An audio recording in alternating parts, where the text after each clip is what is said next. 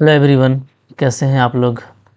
तो last lecture से आगे कंटिन्यू करेंगे हम लोग। और मैंने आपको ये असाइनमेंट दिया था कि ये इंटीग्रेशन आपको करके दिखाना था कि कैसे होगा। ठीक है, जहाँ आपको एक ग्रेटेस्ट इंटीजर फंक्शन दिया हुआ है, ठीक है, और फंक्शन डिफाइन किया गया है maximum of x square and 1 plus greatest integer x. ठीक है, तो 0 से 2 के लिए इसका डेफिनेट इंटीग्रेशन का वैल्यू क्या होगा ये आपको बताना था। तो आई होप आप लोगों ने इसको किया होगा। देख लो कैसे करना है। यहाँ पे अगर आप देखोगे ना तो यहाँ पे सिंपली चूँकि एक्स स्क्वायर है, तो अगर मैं आपको दिखाऊं एक्स का वैल्यू √2 रख करके, ठीक है, तो √2 पे क्या होगा जी, एक्स स्क्वायर का वैल्यू भी 2 आएगा। ठीक है, और √2 1 पॉइंट समथिंग होता है, तो 1 प्लस ग्रेटेस्ट इंटीजर एक्स का वैल्यू भी क्या आ जाएगा, 1 + 1 2 आ जाएगा। तो दोनों देखो इक्वल हो जा रहा है। ठीक है, अगर एक्स का वैल्यू मैं रखता हूँ √1, अगर √1 रखूँगा तो एक्स स्क्वायर तो 1 ही आएगा, लेकिन √1 का वैल्यू 1 होता है, तो 1 प्लस ग्रेटेस्ट इंटीजर एक्स 1 + 1 2 हो जाएगा। तो अब देखिए, अब ये फंक्शन बड़ा हो गया। ठीक है, और जैसे ही मैं √3 रखता हूँ, √3 अगर मैं रखूँगा तो ये हो जाएगा 3। ओके, और √3 1 पॉइंट समथिंग है, तो 1 + 1 पॉइंट समथिंग यानी 1 + 1 आपका ये 2 ही आ रहा है। तो अब ये बड़ा हो गया।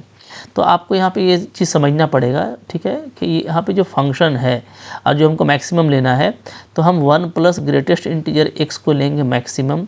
कब?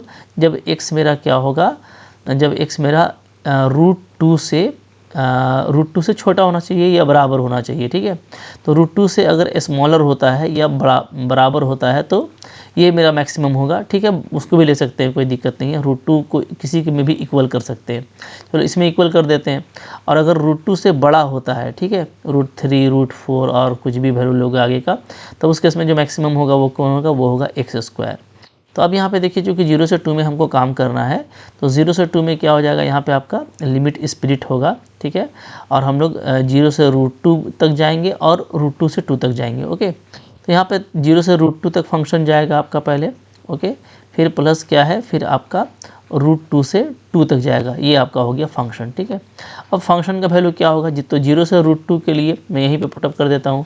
0 से √2 के लिए जो फंक्शन का वैल्यू होगा वो क्या होगा जी, वो होगा हमारा 1 plus greatest integer x, 1 plus greatest integer x, ये वैल्यू होगा। ठीक है, और √2 से 2 के लिए क्या होगा, तो यहाँ पे भी मैं फंक्शन को हटाता हूँ, तो फंक्शन का वैल्यू हो जाएगा, चूँकि √2 से ग्रेटर है तो आपका हो जाएगा एक्स स्क्वायर। ठीक है, अच्छा अब देखो, क्योंकि ये ग्रेटेस्ट इंटीजर एक्स है, तो 0 से √2 तक डायरेक्ट काम करेगा नहीं, आपको इसको 0 से लेके 1 तक जाना पड़ेगा। क्योंकि 0 से 1 के लिए ग्रेटेस्ट इंटीजर 1 होता है, और 1 से √2 के लिए क्या हो जाएगा, 1 होगा। ठीक है, 0 से 1 के लिए 0 होगा और 1 से √2 के लिए 1 होगा। ये ग्रेटेस्ट इंटीजर एक्स के बारे में आप बहुत अच्छे से जानते हो, पहले से आपको पता है। ठीक है, तो चलिए, तो 0 से 1 तक स्प्लिट कर दिए, और प्लस मैं कर देता हूँ 1 से √2 तक। ठीक है, दोनों में यही सेम फंक्शन रहेगा, 1 प्लस ग्रेटेस्ट इंटीजर एक्स। ठीक है, प्लस यहाँ पे इसका इंटीग्रेशन हो जाएगा आपका x³/3, और लिमिट लेना है मेरे को 2 से √2 तक। ठीक है, चलो अब देखो, 0 से 1 तक ग्रेटेस्ट इंटीजर एक्स का वैल्यू क्या होगा, 0 होगा, तो सिंपली हमको dx बचेगा, तो dx का इंटीग्रेशन x होगा। ठीक है जी, क्लियर है। प्लस 1 से √2 के लिए ग्रेटेस्ट इंटीजर एक्स आपका 1 हो जाएगा, तो 1 + 1 2, तो हमको बचेगा 2dx, तो इंटीग्रेशन क्या आ जाएगा, 2x आ जाएगा। ठीक है, कुछ करना नहीं है, बिल्कुल मोहब्बत से काम करना है। ठीक है, प्लस यहाँ पे देखो √2 का क्यूब क्या होता है जी, 2√2, और माइनस, अच्छा यहाँ पे तो सा लिमिट चेंज हो गया हम लोगों का, √2 से 2 था ना, ध्यान दीजिएगा। ठीक है, मिस्टेक नहीं होना चाहिए। सो ये आपका था √2 से लेकर के 2 तक। चलो, तो 2 का लिमिट 8 हो जाएगा, 2 का पावर 3 8, और माइनस √2 को डालेंगे तो 2√2 आ जाएगा /3। ठीक है, अब चलिए बस सिंपल इसको सोल्व करना है और हमारा काम बिल्कुल मोहब्बत से फिनिश होने वाला है। अब देखो, इसका वैल्यू आपका आ जाएगा 1, यहाँ पे लिमिट डालेंगे तो आ जाएगा 2√2 - 2। ठीक है, प्लस ये हमारा हो जा रहा है 8 - 2√2/3 हो जा रहा है। ठीक है, यहाँ पे आप देखोगे फाइनली तो आपका हो जा रहा है 2√2 - 1, और प्लस यहाँ पे हमारा आ जा रहा है 8 - 2√2/3 आ जा रहा है। ठीक है, ओवरऑल अगर एलसीएम ले लिया जाए तो आपका काम फिनिश हो जाएगा जल्दी के साथ। तो यहाँ पे अगर हमें एलसीएम लेता हूँ तो एलसीएम मेरा 3 हो जाएगा। ठीक है, ये हो जाएगा 6√2 - 3 + 8 - 2√2। ठीक है, तो फाइनली जो वैल्यू आ रहा है वो आ रहा है आपका 835, और प्लस 4√2 और /3। 5 + 4√2/3 is the required integral value, तो यहाँ पे जो ऑप्शन नंबर आपका 1 है वो बिल्कुल करेक्ट है। बिल्कुल मोहब्बत से बनाना था, तो एक छोटा सा कॉन्सेप्ट था और इम्पॉर्टेंट क्वेश्चन है। 1-2 एग्जाम में मैंने इसको आया हुआ देखा है, तो इस तरह का क्वेश्चन आपको एग्जाम में आ जाता है। ठीक है, चलो आगे बढ़ो। फिर देखो क्या है क्वेश्चन नंबर, देखो यहाँ पर 10 है। 10 तो सिंपल क्वेश्चन लग रहा है जी। बोलता है कि ये इंटीग्रल अगर ये है तो यहाँ पे सी का वैल्यू क्या होगा। तो मोहब्बत से काम कर लो यहाँ पे। जैसे ये u इंटू भी में है, तो यहाँ पे अगर हम लोग आइलेट लगाएं, ठीक है, इंटीग्रेशन बाई पार्ट्स का प्रॉपर्टी लगाएं, तो नो डाउट ये मेरा v होगा और ये मेरा u होगा। ठीक है, तो यहाँ पे अब अगर आप इंटीग्रेशन बाई पार्ट्स करते हो तो क्या होता है, तो u होगा। ठीक है, फिर v का इंटीग्रेशन होगा, तो e⁻⁻2x/-2 ये इसका इंटीग्रेशन हो गया जी। ठीक है, माइनस, अब देखो एक्स स्क्वायर का डिफ्रेंशिएशन करेंगे तो 2x आ जाएगा इनटू, फिर इसका इंटीग्रेशन क्या आएगा एक्सपोनेंट का, तो ये अगेन ये आ जाएगा। ठीक है, dx। चलो अब देखो ये 2 आपका कैंसिल हो गया, तो यहाँ पे आपका आ जा रहा है -1/2x² e⁻²x, ये हो जा रहा है प्लस। ठीक है, और यहाँ पे बच रहा है मेरा x e⁻²x dx।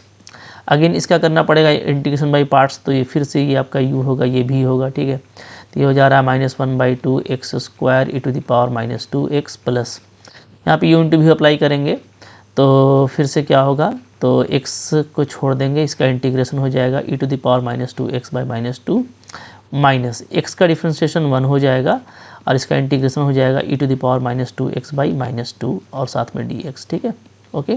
तो अब लास्ट स्टेज है -1/2x² e⁻²x, यहाँ पे आपका जा रहा है -1/2x e⁻²x। ठीक है, और ये प्लस हो जा रहा है, तो +1/2 को बाहर कर लेते हैं और फिर से इसका इंटीग्रेशन करेंगे तो हो जाएगा e⁻²x/-2 आ जाएगा। ठीक है, प्लस एक कांस्टेंट लगा देना आप, कोई भी d लगा देते हैं, जो कि यहाँ पे d लगा हुआ है। ठीक है, अब देखो e⁻²x को आप कॉमन ले लो मोहब्बत से। ठीक है, अगर मैं कॉमन लेता हूँ e⁻² को, तो क्या क्या बचेगा ध्यान दीजिए, तो बचेगा आपका -x² यहाँ से। ठीक है, यहाँ से आपका बच जाएगा -x/2। ओके, यहाँ से आपका बच जाएगा -1/4। क्लियर है, ठीक है, सब माइनस में आ रहा है टर्म, और प्लस d। तो अब आप देखो सारा ही टर्म आपका मिल गया है, पूरा ये पूरा फॉर्म आपका मिल गया है, ये आपका कॉमन है। तो a के प्लेस पे क्या है, अगर यहाँ पे आपको a पूछता तो a के प्लेस पे है -1/2। ठीक है, पहला कोएफिशिएंट, b के प्लेस पे भी -1/2 है दूसरा कोएफिशिएंट, और c के प्लेस पे है -1/4। ठीक है, ये तो find the value of c पूछा है, तो यहाँ पे कुछ मिस्टेक है, -1/4 करेक्ट ऑप्शन होना चाहिए था, तो कर लेते हैं। ठीक है, यहाँ पे सारा ही ऑप्शन गलत है, कई बार कोई ऐसा क्वेश्चन हो जाता है, तो जो करेक्ट ऑप्शन है यहाँ पे वो क्या है जी, वो है -1/4 is the value of c। ठीक है, क्लियर है, तो a b c कुछ भी आप निकाल सकते थे और d तो आपका आर्बिट्ररी कांस्टेंट रहेगा। क्लियर है, तो मोहब्बत से करना था, कोई दिक्कत नहीं है, बिल्कुल इस तरीके से अगर प्यार से आप करेंगे तो आपका ज़रूर अच्छे से हो जाएगा। आगे बढ़ो। ठीक है, फिर देख लेते हैं क्या है क्वेश्चन नंबर, देखो यहाँ पे 11 नंबर को कैसे करना है, बोलता है the value of the integral this is. तो ये भी एक देखो सिंपल सा इंटीग्रेशन है, कुछ करना नहीं है, मोहब्बत से काम किया जाए तो आसानी से हो जाएगा। साइन थीटा को यहाँ पे हम लोग पुट कर देते हैं क्या, u²। ठीक है, तो यहाँ से इसका इंटीग्रेशन क्या हो जाएगा जी, cos theta, sorry differentiation cos theta theta क्या आ जाएगा, ये आ जाएगा 2u du आ जाएगा। ठीक है, अच्छा अब देखो यहाँ पे आपका लिमिट भी चेंज हो जाएगा, अगर थीटा को 0 लेते हैं तो u भी 0 मिलेगा, और थीटा को π/2 लेते हैं तो u मेरे को 1 मिलेगा। ठीक है, साइन π/2 1 होता है। तो अब जो अंदर में वैल्यू आ रहा है वो क्या आ रहा है, वो आ जा रहा है आपका u, और अच्छा cos थीटा d थीटा आपको मिला है, तो आप इसको ऐसे अलग कर लो, cos 4 थीटा और साथ में कर लीजिए आप cos थीटा और d थीटा। ठीक है, यहाँ से आपका हो जाएगा 0 से 1 u, cos 4 को लिख सकता हूँ मैं 1 - sin स्क्वायर थीटा, तो ये हो जाएगा cos स्क्वायर, इसका स्क्वायर कर देंगे तो काम बन जाएगा। ठीक है, और ये आपका जो है पूरा क्या है, ये है मेरा 2u du है। ठीक है, चलो 0 से 1 यहाँ पे आ जाएगा u, 1 - sin थीटा को u² लिया है हम लोगों ने, तो ये अगेन आपका हो जाएगा यहाँ पे u4 का होल स्क्वायर। ठीक है, और साथ में 2 को बाहर कर दीजिए और u du, तो देखो भाई क्या आ जा रहा है, 2 हो गया। ठीक है, u² हो जाएगा, इसको खोल देंगे तो हो जाएगा 1 + u⁻8 - 2u⁻, 4, ठीक है, ये हो जा रहा है साथ में du। चलिए कुछ कैलकुलेशन बस होगा और कुछ होने नहीं जा रहा है, ठीक है। तो देखो पहले तो आपका यहाँ पे हो जाएगा u² का इंटीग्रेशन, तो ये आपका आ जाएगा u3/3, फिर u10 हो जाएगा तो ये आपका हो जाएगा u11/11 माइनस 2, u6 हो जाएगा तो इसका हो जाएगा u7/7। डायरेक्ट हम लोग इंटीग्रेशन कर दिए, कुछ करना नहीं था। लिमिट आपका 0 से 1 है, तो ये काफ़ी हमारे लिए गुड न्यूज़ है, क्योंकि लोअर लिमिट से कुछ होगा नहीं, ठीक है, सिर्फ आपको 1 पुटअप करना है। तो 1 पुटअप कर दीजिए, देखिए क्या होता है। तो 2 को बाहर ही रखते हैं मोहब्बत से, ठीक है। यहाँ पे हो जाएगा 1/3 प्लस 1/11 और माइनस 2/7, ठीक है। एलसीएम ले लीजिए क्या आता है देख लीजिए। तो एलसीएम आपका यहाँ पे आ जाएगा 11 3 जा 33 और 7 जा 231, ठीक है, ओके। अच्छा 2 आपका ऐसे है, यहाँ पे देखो 3 है हमारा तो हो जाएगा 77, फिर यहाँ पे 11 है तो ये आपका हो जाएगा 21, और ये आपका 7 है तो यहाँ पर हो जाएगा 33, 2 जा 66 हो जाएगा, ठीक है। वैल्यू क्या आ रहा है देख लीजिए। तो वैल्यू आ जा रहा है हमारा 2, 7 और 1 हो गया 8, 7 2 9, ठीक है, माइनस 66/231। तो ऊपर में जो वैल्यू आ रहा है हमारा वो क्या आ जा रहा है 862 और 963, ठीक है। तो 3 और इंटू 2 तो 64 हो जा रहा है, 64/231 आ रहा है। तो ऑप्शन नंबर 4 करेक्ट है। बस कुछ करना नहीं था, एक थोड़ा सा टास्क है, ठीक है, थोड़ा सा स्पीड करेंगे तो जल्दी हो जाएगा। आगे बढ़िए, फिर देखिए क्या है जी, यहाँ पे लास्ट क्वेश्चन है, क्वेश्चन नंबर 12, ठीक है। जब कोई भी क्वेश्चन देखो ना पहले ट्राई कर लिया करो, डेफिनेटली आपसे बन जाएगा तो आपको कॉन्फिडेंस आएगा। इसी तरह का क्वेश्चन एग्जाम में आना है तो ये आपके लिए बिल्कुल अच्छा रहेगा। अब देखो यहाँ पे जो है क्या है जी, y = दिस है, y = x है, y = 0 है, ठीक है। तो कौन सा करेक्ट रहने वाला है ऑप्शन, ये आपको बोलता है एरिया बाउंडेड बाय रीजन निकालना है। तो अगर आप यहाँ पे देखोगे ना मोहब्बत से, तो मोहब्बत से काम करेंगे तो काफ़ी जल्दी हो जाएगा, ठीक है। जैसे मैं क्या करता हूँ, पहले मैं ले लेता हूँ एक्सिस आपको दिखाने के लिए, ठीक है। ये हो गया एक्सिस हमारा, ठीक है। और ये तो है, पहले अच्छे से पहचानिएगा। तो ये जो है ना, ये क्या है, ये है पॉजिटिव सर्कल, ध्यान दीजिए, ठीक है। अगर आप इसको स्क्वायरिंग करेंगे तो ये आएगा ये, ठीक है। तो ये एक सर्कल देगा, बट ये स्क्वायर रूट फंक्शन है तो ये है पॉजिटिव सर्कल। पॉजिटिव सर्कल का मतलब ये है कि ये जस्ट जो है क्या होगा, सिर्फ वाई एक्सिस के ऊपर ही होगा, ये होगा, ठीक है। ये पार्ट, ये मेरा एक्स एक्सिस है, ये मेरा है वाई एक्सिस, ठीक है। तो हमको सिर्फ ये पार्ट लेना है। अब ये y = x एक रेडियल लाइन है, ठीक है। तो y = x रेडियल लाइन अगर आप लोगे तो आप देखो ये जस्ट आपका जो है ना ओरिजिन से पास करेगा, ये मोहब्बत से इस तरह से, ठीक है। तो ये हो गया y = x, ये आपका लाइन रेडियल लाइन। और y = 0 तो ये है हमारा x एक्सिस, इसको हम लोग बोलते हैं y = 0। तो इन तीनों से जो हमको मिल रहा है बाउंडेड रीजन मोहब्बत से, ठीक है, वो ये वाला रीजन मिल रहा है, ये वाला, ये जो मैं येलो से आपको शेड करके दिखा रहा हूँ, ठीक है। अच्छा, तो अब हमको इसका एरिया निकालना है। तो भाई क्या इरादा है, मैंने पहले भी डिस्कस किया था इस तरह का क्वेश्चन कि काफ़ी साइमेट्रिक अगर है कोई चीज़, ठीक है, तो उसको जल्दी कैसे फाइंड आउट कर सकते हैं। अगर आप इंटीग्रेशन से करोगे तो आपको क्या करना पड़ेगा, आपको यहाँ पे पहले देखना पड़ेगा कि x का लिमिट क्या मिल रहा है, ठीक है। और x = 0 से लेकर के आपको यहाँ तक आना पड़ेगा, इसको निकालना पड़ेगा, देन आपको फिर इस एरिया को निकालना पड़ेगा, तब आपका ये कंप्लीट एरिया निकलेगा। तो भाई इतना मेहनत नहीं करना है।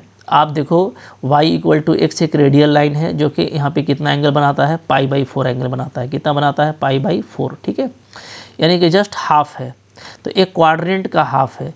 तो एक सर्कल का अगर हमको एक क्वाड्रेंट का एरिया निकालना हो, एक क्वाड्रेंट का, ठीक है, तो वो क्या होता है, तो वो होता है सर्कल का एरिया का 4th पार्ट, चूँकि 4 क्वाड्रेंट होगा, 1 2 3 4, ठीक है। यहाँ पे हम लोग बस हाफ सर्कल का बात कर रहे हैं। लेकिन यहाँ पे क्या है कि क्वाड्रेंट का भी हाफ है, तो यानी कि हमको इस जो येलो पोर्शन का जो हमको एरिया चाहिए ना, वो सिंपली क्या हो जाएगा, वो π² 8 हो जाएगा, ठीक है। बस इसको ऑक्टेंट कह सकते हो कि इस तरह का 8 पार्ट मिलाएंगे तो क्या मिल जाएगा, सर्कल कंप्लीट मिल जाएगा, ठीक है। तो 1/8 of the area of the circle है, तो 1/8 हो गया पाई। और रेडियस कितना है, तो रेडियस यहाँ पे देख सकते हो आप, 6 का स्क्वायर है तो 6 है, ठीक है। तो 6 का स्क्वायर 36, यानी यही आपका आंसर हो गया। आप 4 9 जा 4 2 जा कर दो तो 9π/2 square unit is the correct option. तो भाई इस तरह का क्वेश्चन को ना कभी भी मतलब एरिया वगैरह क्वेश्चन में अक्सर मैं देखा हूँ कि कुछ जो है दूसरे लॉजिक से बन जाता है और हमको ऑप्शन चूज़ करना है, वहाँ पे बना करके कोई हमको अपना बहुत बड़बारी साबित नहीं करना होता है, ठीक है। तो आई होप आप इसको समझेंगे और इसी तरीके से आप डील करेंगे, ठीक है। तो चलो ठीक है, फिर आगे फिर हम लोग और भी बहुत सारा प्रैक्टिस सेट है हमारे पास में, उसको हम लोग करते चले जाते हैं। तब तक के लिए मैं आपको एक होमवर्क देता हूँ, आप जो है ना एक इंटीग्रेशन करके मेरे को दिखाना। अच्छा, रिप्लाई ज़रूर किया करना कि इंटीग्रेशन इसका कैसे होगा, ठीक है। तो मैं एक आपको इंटीग्रेशन दे रहा हूँ, fx by fx plus f pi by 4 minus x, ठीक है, dx 0 से लेकर के पाई बाई 4, ये आपको इंटीग्रेशन करके दिखाना है मेरे को, ठीक है, कि इसका इंटीग्रेशन का वैल्यू क्या आता है। बहुत ही छोटा सा क्वेश्चन है, बट एक एग्जाम में आया था इसलिए मैंने आपको दे दिया, और काफ़ी इजी है, बहुत सारे बच्चे भी समझ गए होंगे इसका आंसर क्या होगा। बट आप इसको मेरे को करके दिखाइएगा, कमेंट कीजिएगा कि इसका आंसर क्या आता है, ठीक है। मिलते हैं अगले लेक्चर में। आई होप आपको ये सारा कुछ अच्छा लगा होगा। लाइक ज़रूर कीजिएगा, चैनल पर नए सब्सक्राइब करके रखो।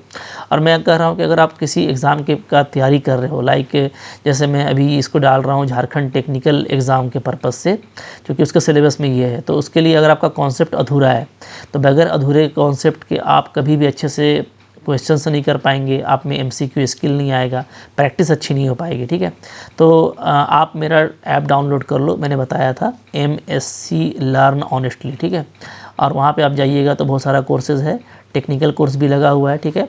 MSc लर्न ऑनेस्टली ये आपको लिखना है, ये ऐप आप डाउनलोड कर लो। जो मेरे चैनल का नाम है वही मेरे ऐप का भी नाम है, बहुत अच्छा फीडबैक है कोर्स का। उस कोर्स को करने के बाद आपका प्रैक्टिस भी अच्छा हो जाएगा, कॉन्सेप्ट भी तगड़ा हो जाएगा, और डेफिनेटली मुझको पक्का उम्मीद है जैसा सिलेबस है आप गोल भी अच्छे से कर लोगे, ठीक है। Thank you very much.